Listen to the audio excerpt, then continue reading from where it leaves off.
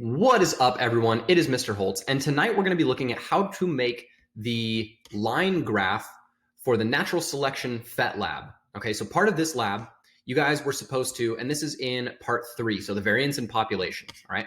Once you guys have made this table and you've completely filled this out, and this is after you've gone through the first 6 generations of looking at your bunnies and making those adjustments, right? Up here, we had to go click on limited food. We had to add that mutation for dominant brown fur and add the mate.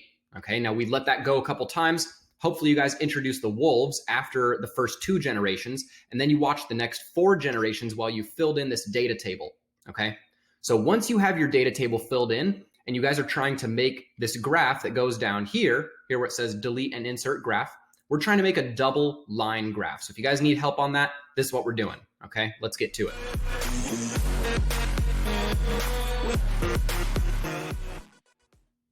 So here you'll see that I have a table, and this looks just like the table that you guys are going to have. Okay, there's 6 total generations, and within that, this is the data I got. Now your guys' numbers might look a little bit different. That's okay. If you're off by 1 or 2, it's not really a big deal.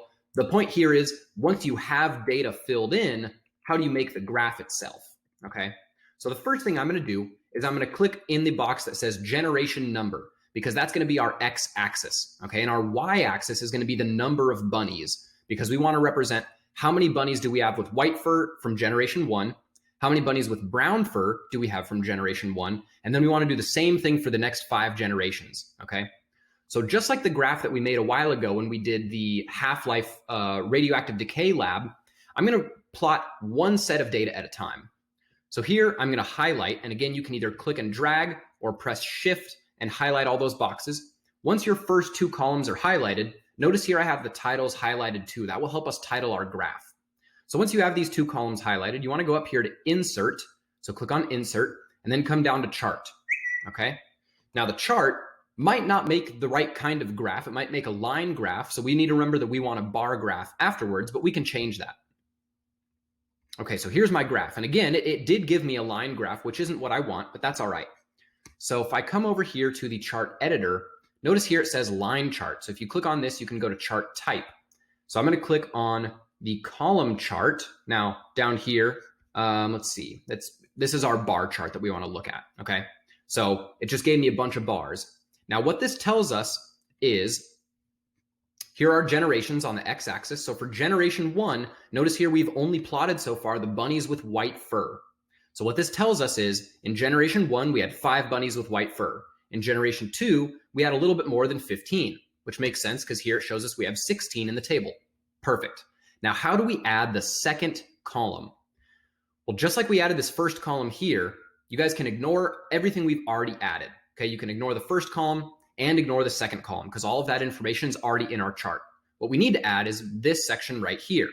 Now, the way that you do that is if you double click on the graph anywhere, make sure once you open up this chart editor that you're in the setup section. Okay, so underneath setup, you guys can go down to where it says series right here. So here it says series. Now bunnies with white fur is the first column that we already added. So what we want to add is the next series down. Now, because we already have generation number, that's our x-axis, and bunnies with white fur is one set of data we have on the y-axis, I'm going to go over here to this table where it says select data range, because that will help me in that I can just click on the table itself.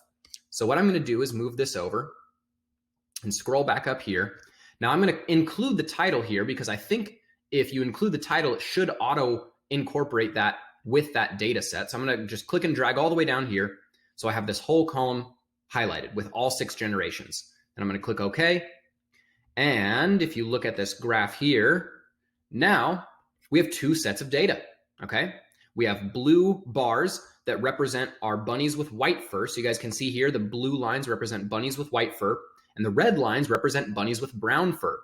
So I'm not going to dive into the questions because I want you guys to look at the analysis questions, but this is the data that we should be using to analyze those sets of questions. Okay. So as you guys see, we had a little bit of change and then not so much change in the number of white bunnies or bunnies with white fur, but we had a pretty drastic change in the number of bunnies with brown fur, and we can see that increasing here almost exponentially.